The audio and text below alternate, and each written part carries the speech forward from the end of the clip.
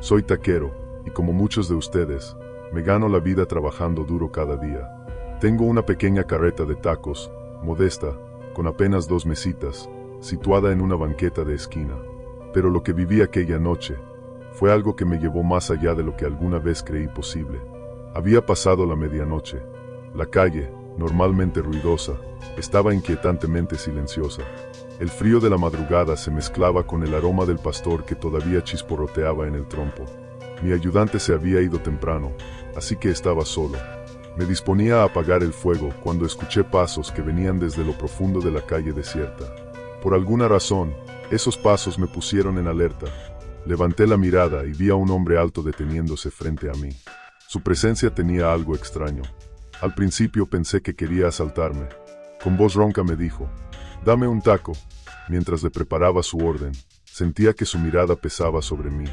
Cuando le entregué el taco, sus movimientos eran raros. Era como si supiera lo que yo iba a hacer antes de que lo hiciera. Y entonces dijo algo que me heló la sangre. «¿No tienes miedo, taquero?». Intenté mantener la calma, pero mis manos temblaban. Antes de que pudiera responder, se escucharon más pasos. Otro hombre se acercaba. Este tenía una presencia diferente. Todo a su alrededor se sentía tranquilo. Pensé que a lo mejor me salvaría de estar solo con el primer hombre, pero no podía estar más equivocado. El recién llegado miró al hombre que estaba comiendo el taco y dijo: «Ya basta, sabes que no puedes seguir haciendo esto». El primer hombre soltó una carcajada. «¿Aquí también vas a regañarme? Solo vine por un taco». Yo no entendía nada. Mi corazón latía con fuerza. Algo en el aire me decía que no eran personas comunes. El hombre calmado me miró y me dijo con voz firme: «Toño, no importa lo que te diga este hombre, no le sigas el juego. No estás listo para entender quién es ni lo que busca». Sentí que el suelo se desvanecía bajo mis pies. Traté de contestar algo, pero no podía. Mientras tanto, el primer hombre se reía y decía: «Ay, cabrón, siempre tan dramático. Deja que Toño decida por sí mismo. La curiosidad es lo único que nos hace humanos, ¿no crees?». Esas palabras me hicieron sentir pequeño.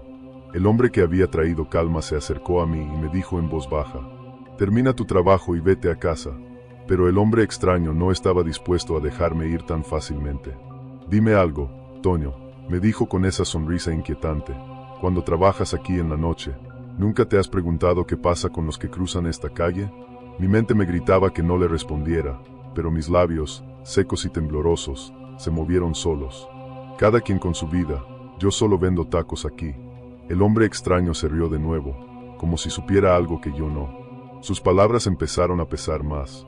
«Toño, en esta calle se cruzan cosas que no ves, pero que siempre te están mirando». Un escalofrío recorrió mi espalda. Estaba atrapado entre esos 2 hombres y no sabía cómo salir de ahí. El extraño dejó su plato en la mesa, se limpió las manos y volvió a dirigirse a mí. «Mira, taquero, ¿nunca te has sentido cansado de esta vida? ¿No has pensado en todo lo que podrías tener si tuvieras un poquito más de poder?». El otro hombre interrumpió: «No escuches sus promesas. Él no te ofrece grandeza, solo cadenas». Pero las palabras del hombre extraño me calaron hondo. Claro que había pensado en eso. Trabajar noche tras noche, apenas ganando lo suficiente para sobrevivir. Sentía que no había salida. ¿Pero qué podía hacer? Era solo un taquero. El hombre calmado me miró directo a los ojos. «Toño, escucha bien. Tienes que elegir. Confía en mí y vete ahora, o quédate con él y enfrentate a las consecuencias. Pero te advierto, después no habrá vuelta atrás». El hombre extraño sonrió. «Decisiones, Toño. Las decisiones son la parte más divertida de la vida». Mi corazón latía con fuerza. Sabía que algo oscuro me rodeaba. Traté de recoger mis cosas, pero mis manos temblaban tanto que apenas podía moverlas. «Dime algo, Toño», dijo el extraño con un tono casi amable. «¿Nunca has sentido que mereces algo más que esto? ¿Que tu vida podría ser diferente? ¿Y usted qué sabe de mi vida?». Le solté, sorprendiéndome de mi propio valor. El hombre extraño sonrió, satisfecho. Sabía que había tocado una fibra sensible. «No se trata de lo que yo sepa, Toño. Se trata de lo que tú sientes. ¿Qué tan seguro estás de que esto es todo lo que te mereces?». Cerré los ojos por un momento, tratando de calmarme. Cuando los abrí, vi algo que no podía explicar. Una luz suave rodeaba al hombre calmado. Apenas perceptible, pero estaba ahí. El extraño dio un paso atrás, claramente molesto por la luz. «Siempre tienes que ser así», le gritó. El hombre calmado no respondió. Permaneció inmóvil, pero sus ojos parecían hablar un idioma que no necesitaba palabras. Me observó con una serenidad tan penetrante que comenzó a disipar el caos en mi mente, como si su mirada desactivara mis miedos uno por uno. Fue en ese momento, como si un velo invisible se levantara, que lo entendí. No necesitaba que me explicara nada. Sabía, en lo profundo de mi ser, quiénes eran esos hombres, aunque no pudiera explicarlo con lógica. Era como recordar un sueño olvidado al despertarme, difuso pero innegable. Respiré hondo, tratando de encontrar las palabras correctas, pero lo único que salió fue la verdad desnuda de mi deseo. «Solo quiero irme a casa». El extraño inclinó la cabeza ligeramente, como si evaluara mis palabras. Por primera vez, su sonrisa desapareció. Sus ojos, que antes irradiaban calma, adquirieron un matiz más oscuro, una mezcla de decepción y frustración que me atravesó como una ráfaga de viento frío. «Qué lástima. Podrías haber tenido todo», dijo, en un tono que no era ni burlón ni acusador, sino cargado de un pesar genuino. Antes de que pudiera responder, todo cambió. En un parpadeo, ambos hombres desaparecieron, desvaneciéndose como sombras al amanecer. No dejaron rastro, ni huellas, ni siquiera un susurro en el aire. Solo un vacío inquietante. La calle, que había estado sumida en un silencio irreal, volvió a la vida de repente. El ruido de los autos, el murmullo distante de la gente y el ladrido de un perro rompieron el hechizo. Era como si nada hubiera pasado, como si el mundo hubiera decidido continuar sin darme explicaciones. Me quedé de pie junto a mi vieja carreta, sintiendo el peso de lo vivido aplastándome. Mis piernas temblaban, y no pude evitar que las lágrimas rodaran por mi rostro. Al principio lloré de miedo, el eco de lo incomprensible aún resonando en mi interior. Pero pronto, ese miedo dio paso a otra emoción, alivio. Un alivio tan profundo que me doblé sobre mí mismo, abrazando mi pecho como si quisiera proteger algo valioso. En ese momento lo entendí. No necesitaba riquezas ni poder. Lo que tenía, aunque humilde, era un tesoro inigualable, mi vida, mi familia, y el amor que me rodeaba cada día. Miré mi carreta, vieja y desgastada, pero ahora la vi de otra manera. Era un símbolo de mi esfuerzo, de mi dedicación, de los días que había trabajado para construir algo verdadero. Esa noche, al llegar a casa, abracé a mi esposa y a mis hijos como si los viera por primera vez. Les conté que los amaba y que nunca dejaría de luchar por ellos. En el silencio de la madrugada, mientras todos dormían, me senté junto a la ventana y miré las estrellas. Pensé en los hombres que había encontrado, en lo que ofrecieron y en lo que dejé ir. Pero no sentí arrepentimiento. Esa noche, todo cambió para siempre. No porque gané algo nuevo, sino porque entendí el valor de lo que ya tenía. Y eso, supe, era más que suficiente. Esa fue la primera palabra que cruzó mi mente al entrar a la vieja casa de mi tía Rosa. Ubicada en las afueras de Veracruz, había sido el centro de reuniones familiares hasta que todo cambió, hace 5 años, cuando mi primo Eduardo desapareció sin dejar rastro. Después de aquello, nadie volvió a vivir allí, excepto Rosa, quien insistió en quedarse. «Esta es mi casa», decía con un tono desafiante cada vez que alguien sugería venderla. Pero algo en su voz revelaba miedo, como si temiera dejar atrás algo más que paredes y recuerdos. Llegué allí por una simple razón. Rosa había desaparecido. La había visitado 2 semanas antes, y aunque se veía cansada, no noté nada inusual. Pero el silencio posterior me preocupó. Ni llamadas, ni mensajes. Decidí viajar a Veracruz, y al entrar a la casa, la sensación fue inmediata. Algo no estaba bien. El aire olía a humedad y madera vieja, pero también había un aroma extraño, como a metal oxidado. El sol que entraba por las ventanas no lograba disipar las sombras que parecían aferrarse a cada rincón. Dejé mi maleta en la entrada y comencé a explorar, llamando el nombre de Rosa sin recibir respuesta. Quizá fue al mercado, me dije para calmarme, pero sabía que algo estaba mal. Mientras caminaba por el pasillo principal, noté que algunas puertas estaban cerradas con llave, algo inusual. La tía Rosa nunca había sido de las que cerraban puertas dentro de su propia casa. Decidí ir a la cocina, un lugar que siempre había sido el corazón del hogar. Pero al llegar, lo primero que vi fue un cuaderno abierto sobre la mesa. Reconocí la caligrafía de mi tía de inmediato. Los escucho todas las noches. Voces que vienen de las paredes, de los pisos, incluso del techo. Al principio pensé que era mi imaginación, pero ahora sé que no estoy sola. Mi corazón comenzó a latir más rápido. Pasé las hojas con cuidado, leyendo fragmentos que parecían escritos en diferentes estados de ánimo. Eduardo no se fue. Lo sé porque lo escucho. Su voz es distinta, pero también igual. Me dice cosas que no quiero oír. Retrocedí un paso, sintiendo un escalofrío recorrer mi espalda. Dejé el cuaderno sobre la mesa y decidí buscar en el resto de la casa. Quizá estaba exagerando, pero algo me decía que las respuestas estaban escondidas aquí. Al llegar al segundo piso, noté que una de las puertas cerradas con llave estaba entreabierta. Empujé lentamente y descubrí un cuarto que había estado cerrado durante años. La habitación de Eduardo. Todo estaba como lo recordaba, la cama perfectamente tendida, los pósteres de sus bandas favoritas en las paredes y su guitarra apoyada en la esquina. Pero había algo más. Un olor penetrante llenaba el aire, como si algo se hubiera podrido allí. Caminé hasta la ventana y vi algo que hizo que mi corazón se detuviera.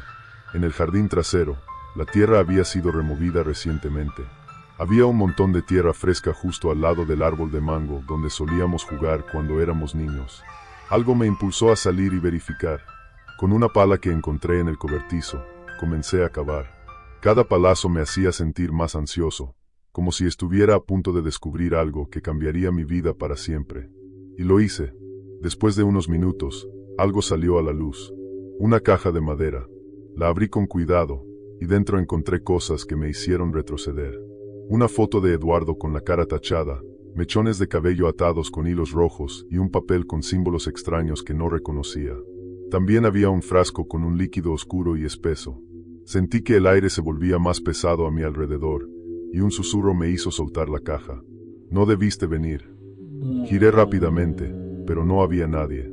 El susurro había sido tan claro que mi corazón estaba a punto de salir de mi pecho. Tomé la caja y la llevé adentro. Sabía que debía entender qué estaba ocurriendo. Esa noche, después de horas de buscar información en internet, descubrí que los símbolos en el papel pertenecían a un ritual de amarre.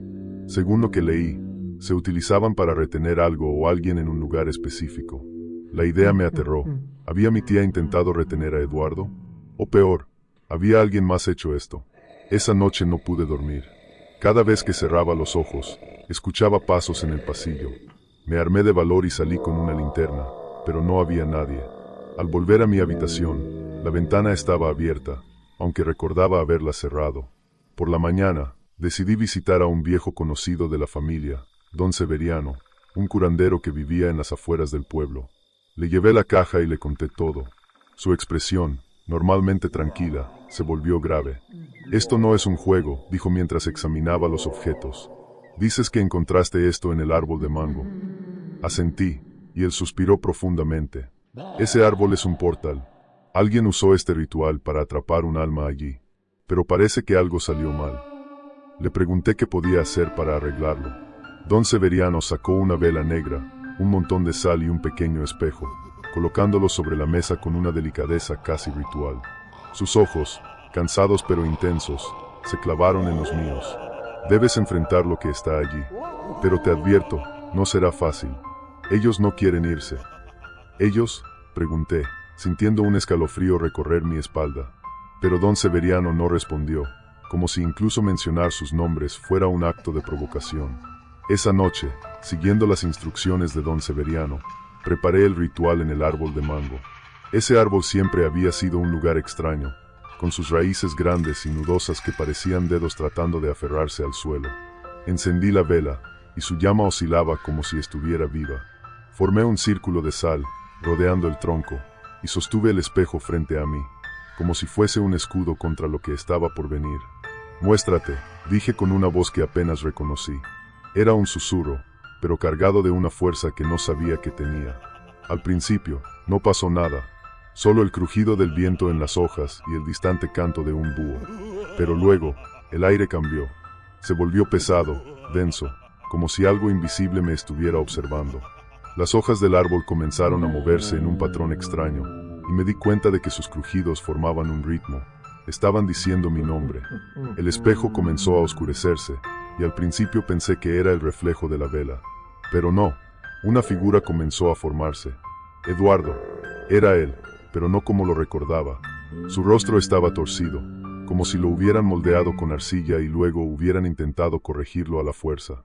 Sus ojos eran dos pozos oscuros que parecían absorber la poca luz que quedaba en la noche. «¿Por qué me dejaste?», dijo con una voz que no era solo la suya, sino muchas, como un coro de lamentos que resonaban en mi mente. Mis piernas temblaron, y las lágrimas comenzaron a correr por mi rostro. «No fui yo», dije entre sollozos, temblando de miedo y culpa. «¿Qué te hicieron?». Eduardo extendió una mano hacia el espejo. La superficie, que antes era sólida y fría, comenzó a ondear como agua. Sentí el impulso de tocarlo, pero mi instinto me detuvo. El viento se intensificó.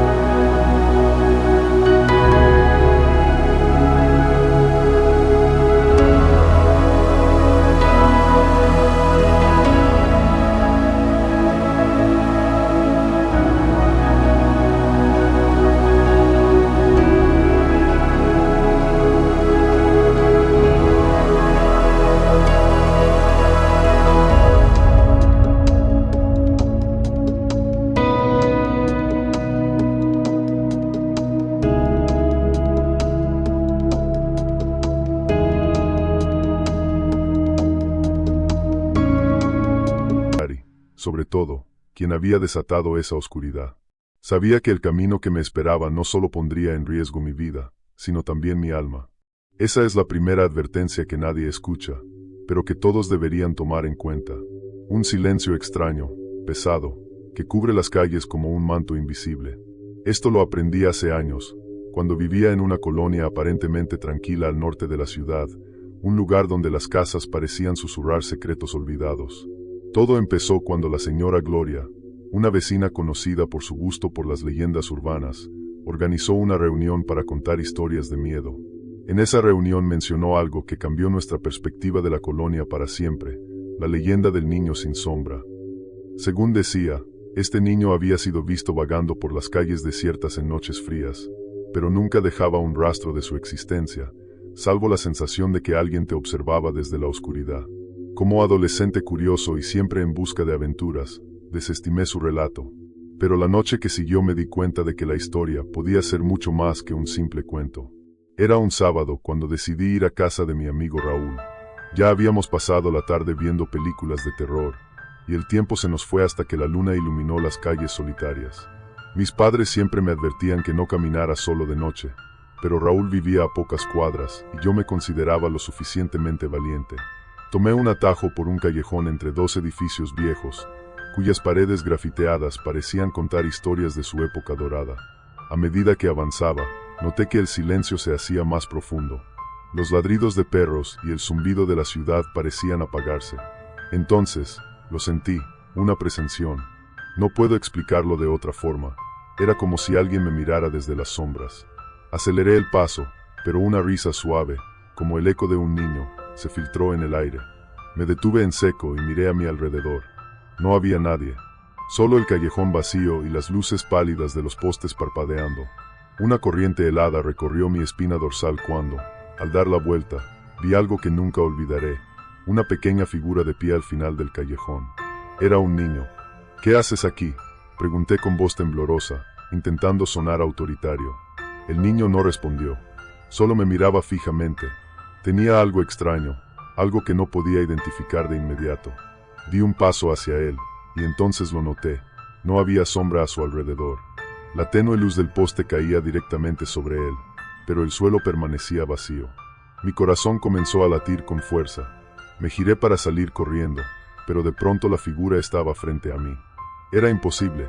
No había manera de que se hubiera movido tan rápido. Ahora podía ver su rostro con claridad, pálido, casi translúcido, y sus ojos, unos ojos tan oscuros que parecían devorar la luz. Corrí como nunca antes, sintiendo que mis piernas podían fallar en cualquier momento. Llegué a casa casi sin aliento y cerré la puerta de golpe. Mis padres se alarmaron, pero no les dije nada. ¿Cómo podría explicar algo tan absurdo? Esa noche no pude dormir. Mi mente no dejaba de reproducir la imagen del niño sin sombra. Por más que intentara convencerme de que era mi imaginación, algo dentro de mí sabía que era real. La segunda aparición. Pasaron días sin que ocurriera nada. Intenté olvidarlo, pero algo me atormentaba. Cada vez que salía de noche, sentía esa misma sensación de ser observado. A veces, creía escuchar risas suaves a la distancia. Una tarde, Raúl vino a buscarme para jugar fútbol en el parque cercano. El juego se extendió hasta el anochecer, y de pronto recordé lo que había pasado. Le conté la historia a Raúl, quien se burló y dijo que solo era una excusa para no regresar solo a casa. Insistió en acompañarme. Al final, su presencia me dio algo de valor. Mientras caminábamos, sentí el mismo silencio pesado descender sobre nosotros. Raúl, quien al principio bromeaba, también pareció notarlo. «Es solo tu mente jugándote trucos», dijo nerviosamente, pero su tono había cambiado. Entonces, lo vimos. Allí, parado bajo un árbol al final de la calle, estaba el niño sin sombra. Raúl lo vio también y, por primera vez, su valentía desapareció. «¿Qué diablos es eso?», susurró. El niño comenzó a caminar hacia nosotros. No corría, solo caminaba lentamente, pero cada paso suyo parecía resonar en nuestras mentes. «Corre», dije. Raúl no se movió. «Corre», le gritaron mis pulmones desesperados.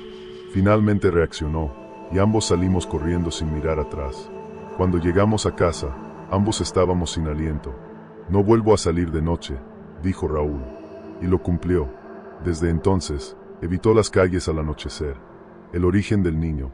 Con el tiempo, la curiosidad superó mi miedo. Empecé a investigar sobre la leyenda. Nadie sabía mucho, pero una vecina anciana mencionó algo que llamó mi atención. Dijo que, hace muchos años, había un orfanato en el terreno donde ahora están los edificios del callejón. Según ella, uno de los niños desapareció sin dejar rastro, y desde entonces, las historias del niño sin sombra comenzaron a circular. Decidí volver al lugar. Esta vez, fui armado con una linterna y el valor que me faltó antes. El callejón estaba tan silencioso como lo recordaba. Avancé lentamente, sintiendo el peso de la oscuridad alrededor. Entonces, lo vi otra vez. Pero esta vez no huí. «¿Quién eres?», le pregunté barra inversa U00E. El niño inclinó la cabeza, como si estuviera confundido por mi pregunta. Luego, en un susurro apenas audible, dijo: «¿Por qué no me ves?». Mi cuerpo se congeló. «¿Qué quieres?», insistí. El niño levantó una mano, señalando algo detrás de mí. Me giré lentamente y vi la sombra de un hombre alto y delgado que se cernía sobre nosotros. Cuando me volví hacia el niño, ya no estaba, pero el hombre seguía ahí. El desenlace. Corrí por mi vida y, desde entonces, evito ese callejón. Nunca volvió a aparecer el niño sin sombra, pero esa experiencia marcó mi vida. A veces, en noches especialmente silenciosas, siento que algo me observa desde las sombras, recordándome que no todo lo que ignoramos deja de existir. Si alguna vez te encuentras en una calle vacía y el silencio se vuelve abrumador, escucha atentamente. Tal vez también te esté observando. Pancho era campesino, de esos que se levantan antes que el sol y terminan el día cuando ya ni la luna los acompaña. Tenía las manos curtidas por el trabajo, la espalda encorvada y 16 hijos que alimentar. ¿Te imaginas? La tierra, en lugar de ser su aliada, parecía su enemiga. El maíz apenas crecía, las lechugas se quedaban enanas y los coyotes no le daban tregua. Se le comieron las gallinas y hasta un par de borregos. Era como si el destino estuviera empeñado en hacerlo sufrir. «Sea esta tierra», gritaba don Pancho, golpeando el suelo con su machete. Su voz retumbaba en el aire seco, pero la tierra seguía callada, como burlándose de él. Doña Paz, su esposa, era la otra cara de la moneda, dulce de rostro, pero con un carácter que nadie le discutía. Ella lo veía desmoronarse y, aunque le dolía, siempre buscaba levantarle el ánimo. «Ve a la iglesia, Pancho», le dijo una noche mientras le servía un caldo más aguado que sustancioso. «Que el Padre bendiga las tierras, capaz que Dios se apiada de nosotros. ¿Qué me va a ayudar ese padre si ni sus bendiciones le salen?, gruñó Pancho, pero al final accedió, más por cansancio que por fe. Fue a la iglesia y, como si el cielo le estuviera jugando una broma pesada, todo empeoró después de la bendición. La poca humedad de la tierra desapareció, todo se secó. Don Pancho estaba que esa noche, con el machete al cinto, salió de su casa dejando a Doña Paz preocupada y a los chamacos medio dormidos. Su destino estaba claro, la cantina. En la cantina cambió su machete por 3 botellas de mezcal. Los parroquianos lo miraban, algunos con pena, otros riéndose por lo bajo. Pancho no dijo ni una palabra. Se sentó en un rincón y empezó a beber como si el alcohol pudiera borrar los problemas. «Mira nada más, Pancho», le dijo el cantinero, un hombre flacucho y metiche. «Si sigues así, no vas a durar para ver otro amanecer». «Pues, a lo mejor es mejor así», respondió Pancho, dejando caer la botella vacía sobre la mesa. Con 2 botellas adentro y la tercera bajo el brazo, salió tambaleándose al camino. La luna estaba alta, fría. A medio camino pasó cerca del panteón. Algo lo hizo detenerse. Quizá fue el mezcal, quizá el cansancio o algo más. Se sentó bajo un árbol viejo, su cuerpo vencido, y dejó que el silencio lo envolviera. Pero, de repente, un grito desgarrador rompió la quietud. No era humano, pero tampoco era completamente animal. Era extraño. Aún con el alcohol en la sangre, Pancho sintió cómo se le helaban los huesos. «¿Quién anda ahí?», gritó, más para convencerse de que no estaba solo que por valentía. Otro grito, esta vez más cerca, lo hizo levantarse de golpe. Tambaleándose, siguió el sonido hasta encontrarse con algo que no esperaba. Bajo la sombra de un árbol más grande y retorcido había un anciano atrapado en un enrejado oxidado. Su sombrero era enorme, sus ropas estaban rotas y su voz era como el crujido de una rama seca. «Ayúdame, amigo», rogó el viejo, su voz quebradiza y sus ojos brillando como brasas en la oscuridad. Pancho, dudando, usó la base de su botella para liberar al hombre. Cuando lo logró, el anciano, con una sonrisa que parecía demasiado amplia, le dijo: «Gracias, compadre, desde hoy, si necesitas algo, solo llámame». Antes de que Pancho pudiera responder, el viejo desapareció entre las sombras. Esa misma noche, algo inesperado ocurrió. Los hijos de Pancho atraparon un jabalí en tierras donde nunca había habido tal cosa. Al día siguiente, un temblor sacudió la tierra, y al salir al patio, Pancho encontró un pozo lleno de agua fresca, rodeado de brotes verdes. Mientras trabajaban, uno de sus hijos desenterró una olla de barro llena de monedas de oro que parecían haber aguardado siglos bajo la tierra. El rancho prosperó rápidamente, los corrales se llenaron de animales, las cosechas florecieron, y el hogar de Pancho se convirtió en la envidia del pueblo. Sin embargo, las palabras del compadre resonaban en su mente: «No regales lo que te he dado, hay gente mala». Los rumores pronto atrajeron a bandidos, quienes irrumpieron en su casa buscando el oro. En su desesperación, Doña Paz gritó: «Compadre, ayúdanos». Entonces, el viento cambió, un frío inusual recorrió la estancia, y desde las sombras apareció el compadre, ahora una figura alta y oscura, con ojos que brillaban como el fuego. Con un gesto invisible, los bandidos quedaron inmóviles, y el compadre liberó a Pancho con una sonrisa. «Siempre tendrás mi favor, compadre», dijo antes de desvanecerse en la noche. Desde entonces, cuentan que el rancho de Don Pancho fue un lugar de prosperidad, y aunque su vida llegó a su fin en paz, la leyenda sigue viva. Dicen que en noches de luna llena, se puede ver a Don Pancho y al compadre compartiendo un trago bajo el árbol donde comenzó todo, y desde las sombras, cuidan que su familia nunca sufra necesidad. Esa palabra resonó en mi mente cuando Don Raúl comenzó a contar su historia. Todo comenzó hace unos años, cuando, sin trabajo y con el ánimo por los suelos, me encontré con un viejo amigo que me ofreció empleo en un rancho cercano a Montemorelos. La tarea era sencilla: remodelar unas caballerizas, la paga, decente, y lo único que necesitaba era un ayudante. Sin dudarlo, acepté. Llegué al rancho un lunes por la mañana.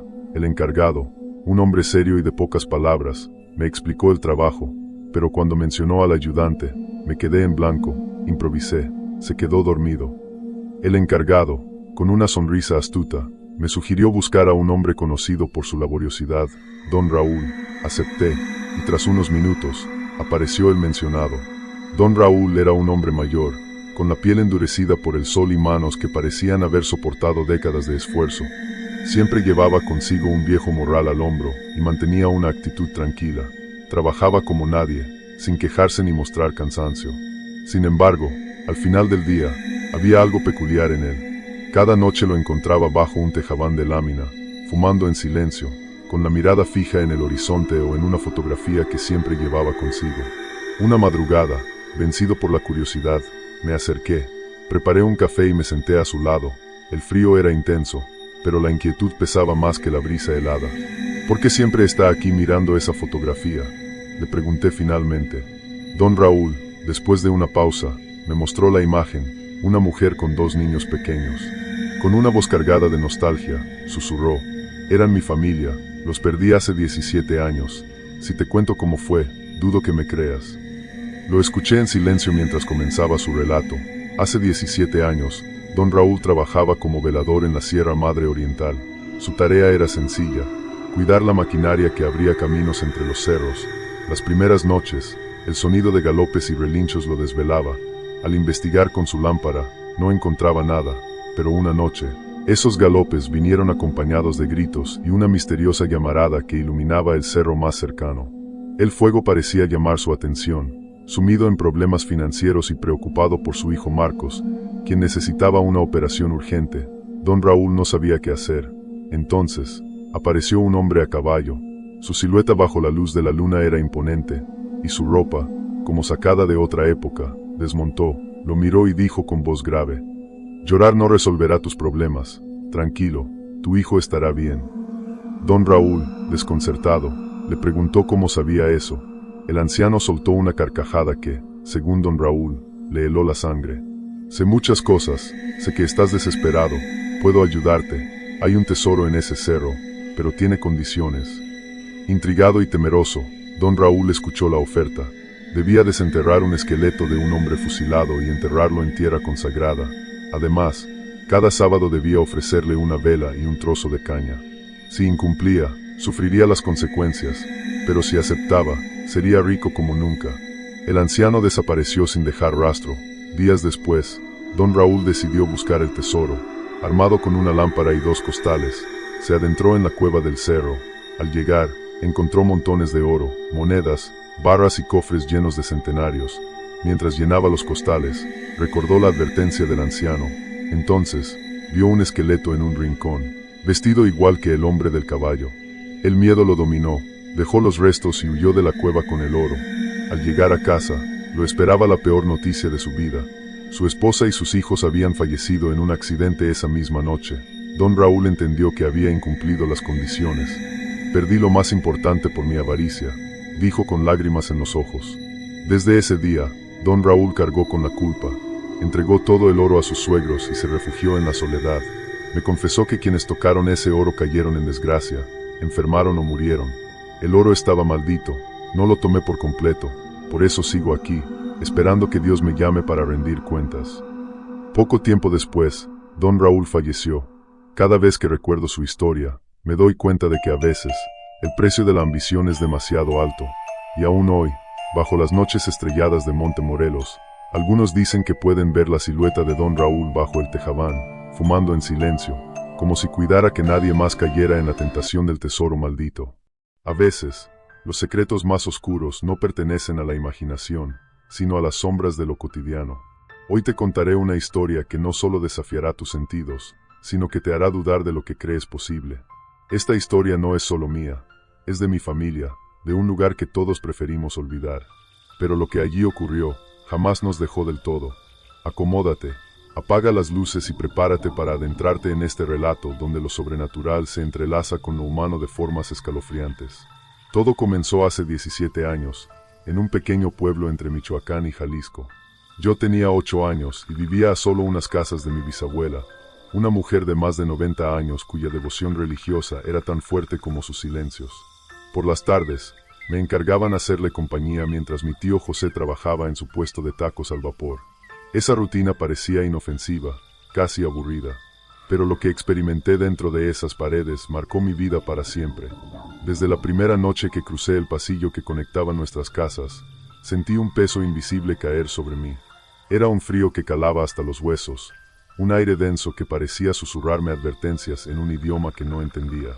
Mi bisabuela, como siempre, estaba sentada en su sillón con el rosario entre las manos, murmurando oraciones con los ojos cerrados. No hacía caso a nada, ni siquiera a los ruidos que comenzaban a llenar la casa.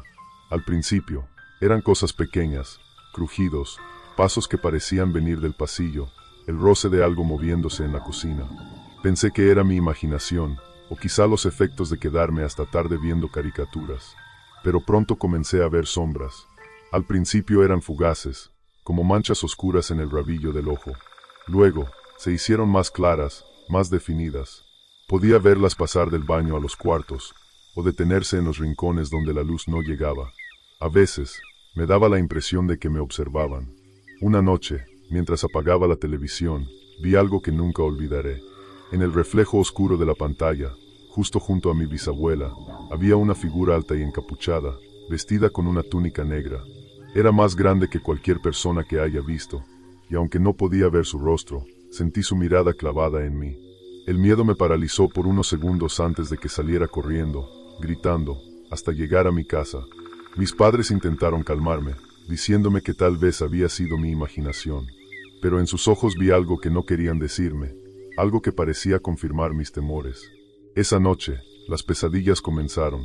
En mis sueños, la figura me perseguía. Sentía su presencia justo detrás de mí, su aliento frío rozando mi cuello. Cuando volteaba, no había nada, pero al girar de nuevo, aparecía frente a mí, con una sombra que parecía envolver todo a su alrededor. Me despertaba gritando, sudando, y sintiendo que algo estaba en mi cuarto, escondido entre las sombras. Una noche, mi hermana, 9 años mayor que yo, se ofreció a quedarse conmigo en casa de mi bisabuela. Las hijas de mi tío habían salido, y no queríamos dejarla sola. Aunque la idea de quedarme más tiempo en esa casa me aterraba, la presencia de mi hermana me dio algo de valor. Preparamos todo para dormir, llevamos a mi bisabuela a su cama, y nos acomodamos en un cuarto con una pequeña ventana que daba a la calle. Mientras intentábamos dormir, las risas comenzaron. No eran risas normales, eran bajas, guturales, como si vinieran de alguien que intentaba contenerse. Al mirar por la ventana, vimos siluetas moviéndose afuera, sombras que se deslizaban bajo la tenue luz de la lámpara de la calle. Mi hermana intentó tranquilizarme, pero entonces me dijo algo que me heló la sangre. Lo que está en la ventana me asusta, pero lo que está en la puerta me aterra. Volteé lentamente hacia la puerta, y allí estaba, la misma figura que había visto en la televisión, inmóvil, casi tocando el techo. Cerramos los ojos y comenzamos a rezar, aunque nuestras palabras eran torpes y llenas de miedo. Cuando abrimos los ojos, la figura había desaparecido, pero la sensación de que no estábamos solos nunca se fue. Los días siguientes, los eventos extraños se intensificaron. En una ocasión, mientras me cambiaba en el baño, sentí una mano fría y delgada tocarme la espalda. Antes de poder reaccionar, una voz susurró en mi oído: «No te vayas». Grité con todas mis fuerzas, y mi hermana entró corriendo para consolarme. Pero la sensación de esa mano quedó grabada en mi piel. Otra noche, mientras dormíamos, escuchamos platos romperse en la cocina. Fuimos a revisar, pero todo estaba en su lugar. De regreso al cuarto, vimos que nuestras pertenencias habían sido sacadas de los cajones y esparcidas por el suelo. Nadie más había entrado. La gota que derramó el vaso llegó unas semanas después. Mi bisabuela falleció en su cama, tranquila y sin sufrir, o eso nos dijeron.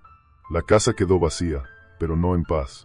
Cada vez que intentábamos limpiar, encontrábamos pisadas en el polvo que llevaban de la cocina al baño. Una de mis tías asegura haber visto a alguien parado al final del pasillo, aunque estaba sola en la casa. Cuando regresé por última vez para recoger algunos muebles, lo sentí de nuevo. Esa presencia, esa sombra que nunca nos dejó. Al mirar hacia el baño, la vi una vez más. Era la misma figura, alta, envuelta en oscuridad, observándome desde el rincón. Esa noche, las pesadillas regresaron. Nunca hemos vuelto a vivir en esa casa. Mi familia y yo hablamos poco de lo que ocurrió, como si al mencionar su nombre pudiéramos invocarla de nuevo. Pero cada tanto, en los momentos más silenciosos de la noche, siento que me observa, esperando el momento de regresar. Si algo aprendí de esta experiencia, es que no todas las historias necesitan una explicación. A veces, lo inexplicable es simplemente real. ¿Y tú? ¿Te atreverías a cruzar el umbral de esa casa?